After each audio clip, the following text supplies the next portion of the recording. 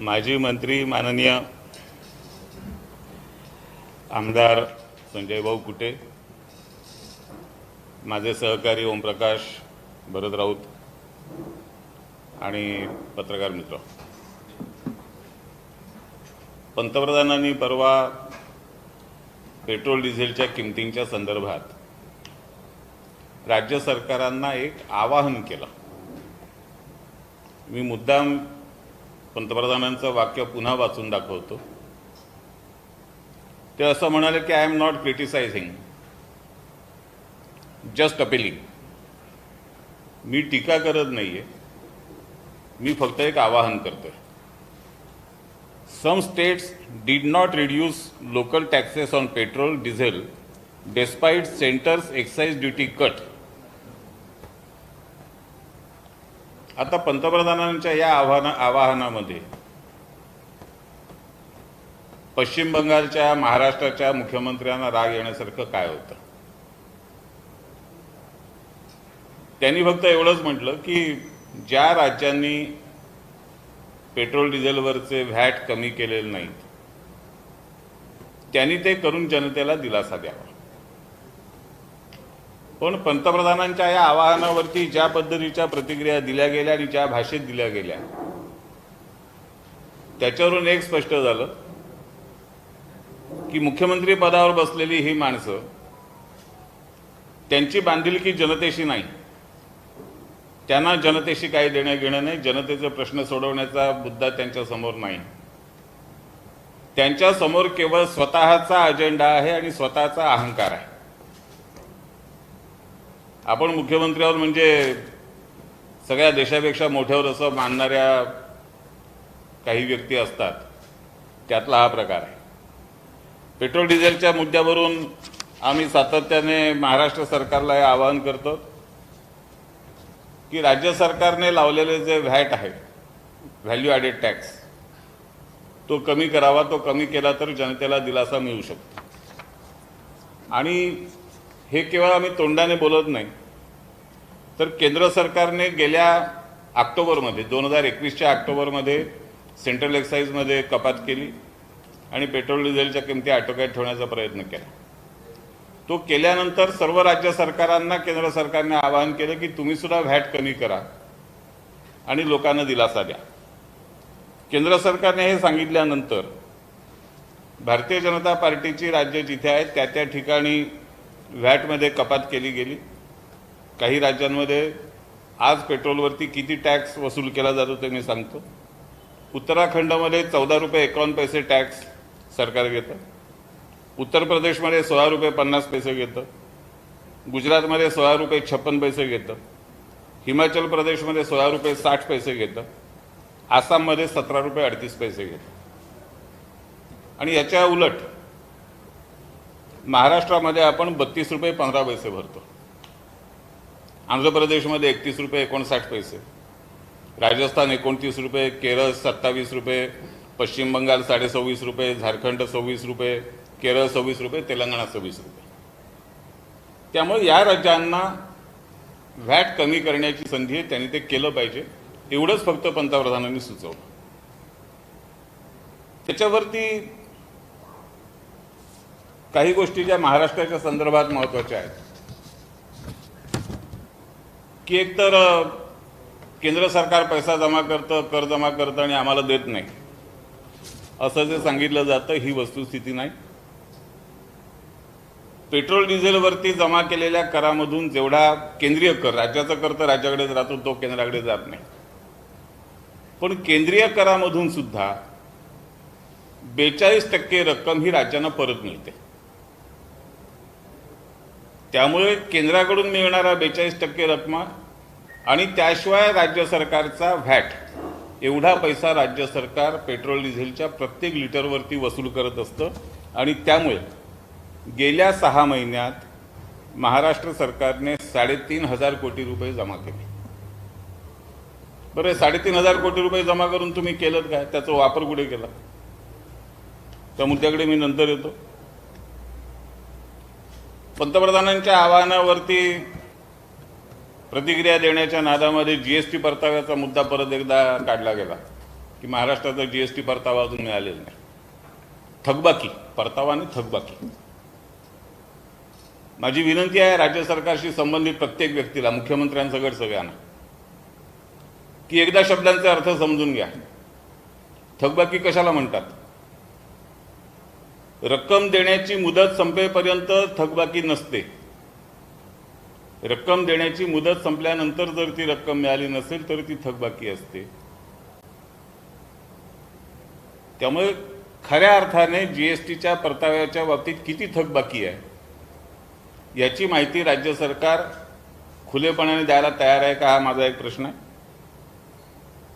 कारण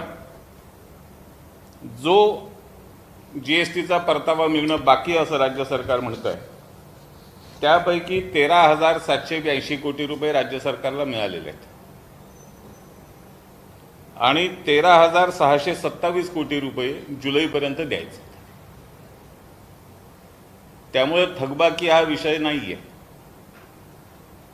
राज्य सरकारला केंद्राकडून अपेक्षित रक्कम असेल तर ती फक्त 13,627 कोटी रुपये आणि ती जुलैपर्यंत मिळणार. त्या जुलैपर्यंत जर नाही मिळाली तर ती थकबाकी ठरेल. तोपर्यंत थकबाकी हा शब्द लागू होत नाही. आणि जीएसटीचा आणि पेट्रोलवरच्या व्हॅटचा काही संबंध नाही. पेट्रोल डिझेलवरचा व्हॅट हा सर्वस्वी वेगळा विषय. जनतेला दिलासा द्यायचा असेल तर पेट्रोलवरचा, डिझेलवरचा व्हॅट कमी करणं एवढा एकेव मार्ग राज्य सरकारकडे आहे. पण राज्य सरकार कुठल्याही पद्धतीने जनतेला दिलासा द्यायला तयार नाही. जनतेच्या खिशात हात घालून, म्हणजे पेट्रोल डिझेलवरचा व्हॅट कमी करायचं सोडून द्या, विजेवरती ॲडिशनल सिक्युरिटी डिपॉझिट बसवलं.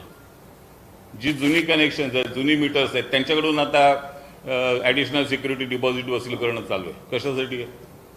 त्यामुळे प्रत्येक पद्धतीने काही ना काही कारण काढून लोकांच्या खिशामध्ये दरोडा घालायचा, लोकांच्या खिशावर हात मारायचा, हे या राज्य सरकारचं धोरण आहे. आणि त्या धोरणाबद्दल राज्य सरकारने आपलं जनतेला दिलासा देण्यासाठी तुम्ही काय करणार आहात हे सांगावं. विनाकारण इतरांवरती चिखलफेक करत राहण्यामध्ये मतलब नाही. राज्य सरकार व्हॅट कमी करणार आहे की नाही हे त्यांनी स्पष्ट करावं. मुख्यमंत्र्यांचं आणखी एक असं म्हणणं होतं की महाराष्ट्रात जेव्हा वेगवेगळी नैसर्गिक संकट आली तेव्हा दुसऱ्या राज्यांच्या तुलनेत महाराष्ट्राला मात्र कमी निधी मिळाला किंवा मदत कमी केली. तोही एक आरोप केला. अशा तऱ्हेचे आरोप ज्या ज्या वेळेला केले त्या वेळेला राज्याला किती पैसा मिळाला याची आकडेवारी प्रसिद्ध झालेली. करोनाच्या सगळ्या काळामध्ये केंद्राकडून राज्य सरकारला भरपूर पैसा मिळाला. राज्याला केंद्राकडून किती पैसा मिळाला हा जसा विषय आहे, तसा लोकांनी करोनाच्या काळामध्ये मुख्यमंत्री निधीमध्ये पैसा जमा केला, त्याचाही वापर नाही झाला. केंद्राने वेगवेगळ्या योजनांसाठी दिलेल्या रकमांचा वापर झालेलाच नाही. एकदा हा सगळा तपशील काढून आम्ही जेव्हा तुमच्या समोर येऊ की केंद्राने वेगवेगळ्या योजनांसाठी किती पैसा दिला आणि राज्याने त्यातला किती वापरला, एकदा करू ती चर्चा. आणखीन काय? पेट्रोल डीजल के दामों को लेकर माननीय प्रधानमंत्री जी ने एक बहुत ही सामान्य आवाहन सभी मुख्यमंत्रियों को किया था. माननीय प्रधानमंत्री जी ने यह कहा था कि मैं कोई आलोचना नहीं कर रहा हूं, मैं सिर्फ आप लोगों से निवेदन कर रहा हूं, आवाहन कर रहा हूं कि जिन राज्यों ने पेट्रोल डीजल पर वैट कम नहीं किया है वो राज्य अपने अपने राज्यों में पेट्रोल डीजल के दामों पर वैट जो है वो कम करते हुए लोगों को राहत दे. अब ये तो बिल्कुल सही आह्वान है. इसमें किसी के भावनाओं को ठेस पहुंचने जैसा कुछ नहीं है, किसी पर आलोचना नहीं है, अपने लिए कुछ मांगा नहीं है. जनता को राहत देने की बात करी है तो जनता को राहत देने की बात प्रधानमंत्री जी ने करने के कारण देश के कुछ मुख्यमंत्रियों के भावनाओं को इतनी ठेस क्यों पहुंचती है? क्या जनता को राहत दिलाना ये कोई अपराध है?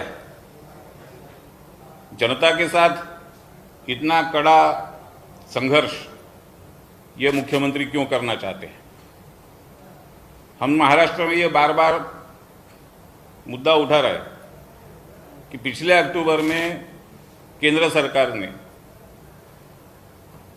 सेंट्रल एक्साइज में कटौती की और पेट्रोल डीजल के दाम जो है वो कुछ मर्यादाओं में रखने की कोशिश की। उसी के साथ साथ केंद्र सरकार ने ये भी कहा था कि सभी राज्यों ने अगर अपना वैट कम किया तो पेट्रोल डीजल के दाम मर्यादा में रह सकते हैं, लोगों को राहत मिल सकती है। केंद्र सरकार ने ये कहने के पश्चात भारतीय जनता पार्टी के सत्ता में जितने राज्य हैं वहाँ सभी राज्यों ने वैट में कटौती की और सभी राज्यों में 20 रुपये से कम टैक्स ये वैट के जरिए भाजपा प्रशासित राज्य जो है वो लेते हैं।